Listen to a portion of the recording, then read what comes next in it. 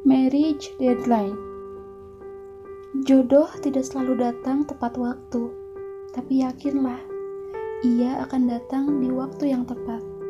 By Fatima Chia. Selamat datang di audiobook terbaru aku, Marriage Deadline. The Case, Giana Cantika, seorang senior editor berusia 28 tahun. Dan Sandi Giantara, seorang dokter berusia 29 tahun. Prolog.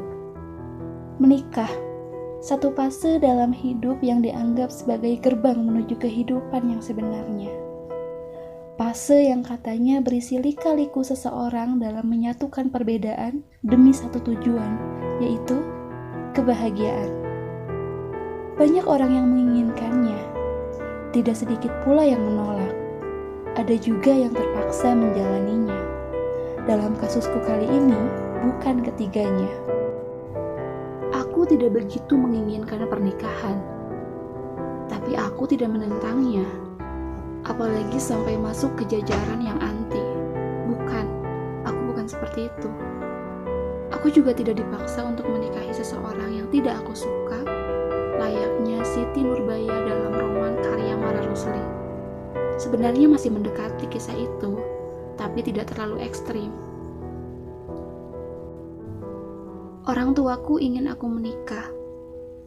Mereka tidak memaksa, tapi mendesak. Adakah perbedaan di antara keduanya? Bagaimana menurut kalian? Setauku, orang tuaku sedang giat-giatnya menceramahi, memberi dorongan, dan bahkan mengenalkanku pada pria-pria yang entah mereka dapat dari mana. Setiap minggunya, selalu saja ada nama pria asing yang harus aku temui. Mereka menawarkan perkenalan. Aku melakukannya. Apakah semua pria yang kutemui baik? Ya, ada beberapa.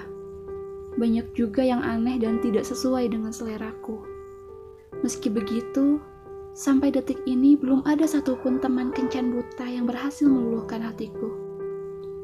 Membuatku percaya bahwa mereka bisa meyakinkanku untuk mencecap pahit manisnya dunia pernikahan.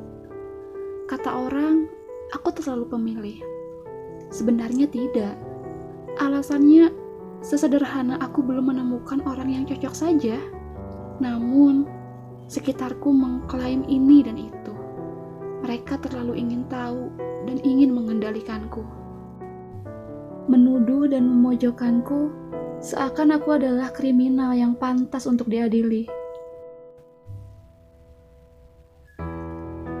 Pernikahanku seolah menjadi isu sosial yang wajib dibahas banyak orang, yang bahkan tidak terikat denganku secara personal. Baiklah, aku paham, kebiasaan aneh itu sudah menjadi adat yang ada di tempat ini mungkin jauh sebelum aku lahir. Tapi ayolah, zaman sudah banyak berubah. Harusnya banyak kebiasaan dalam sebuah peradaban pun ikut berubah ke arah yang lebih baik. Kapan semua orang akan berhenti basa-basi dengan pertanyaan, kapan nikah? Kapan punya anak? Kapan ini? Kapan itu? Andai saja aku diberi kekuatan istimewa, maka aku akan menghapus setiap rasa penasaran yang tidak perlu dari hati semua orang. Aku terlalu sering digunjingkan. Mungkin alasan itu yang menjadi batas kesabaran kedua orang tuaku terkikis dari waktu ke waktu. Para tetangga sudah sering mengintegrasi mereka. Belum lagi saudara-saudara yang mulai menakut-nakuti ibuku dengan kutukan perawan tua yang katanya akan kusandang jika sampai usia 30 tahun aku masih juga belum menikah. Orang tuaku khawatir bukan main. Awalnya aku cuek saja, tapi lama-lama ketakutan itu turut memengaruhiku. Tak jarang di sela istirahat kerja atau di momen-momen sepiku, kekhawatiran tentang pernikahan itu datang, mengusikku dengan hebat. Jika aku tidak kuat menahan bebannya, maka Ara yang akan menjadi tumbal. Dia sahabatku dari SMA, orang yang tahu sepenggal kisah hidupku tanpa terkecuali. Perempuan satu anak yang seusia dengan itu tahu betul apa kegelisahanku di usia saat ini. Dia tidak tinggal diam. Beberapa kali Ara hendak menjodohkanku dengan kenalannya, dan masalahnya masih tetap sama. Belum ada yang membuatku tertarik. Aku juga tidak tahu kenapa. Hatiku hanya tidak tergerak.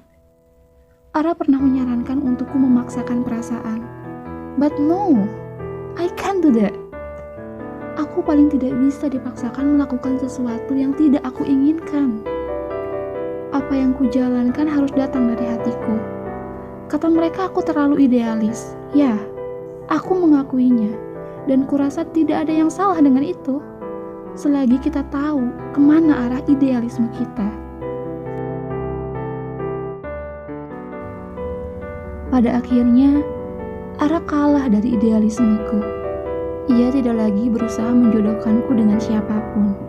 Sampai akhirnya, sebuah undangan reuni memutarbalikkan keputusan Ara. Dia yang awalnya sudah mengibarkan bendera putih, tiba-tiba bergelora. Usai mendengar kabar seseorang yang hadir di reuni itu. Seseorang yang Ara yakini sangat spesial dan memiliki tempat istimewa di hatiku. Aku bahkan tidak menyadari hal itu. Tapi Ara sangat yakin dengan semua spekulasi yang dia simpulkan sendiri. Sahabatku memang begitu. Dia hebat dalam membujuk, atau lebih tepatnya, memperdaya. Sampai aku, yang tidak berminat melukis titik singgung dengan orang itu, akhirnya terjerat benang merah yang membawaku ke masa lalu. Cerita tentang senja kembali lagi. Semua ini gara-gara Ara.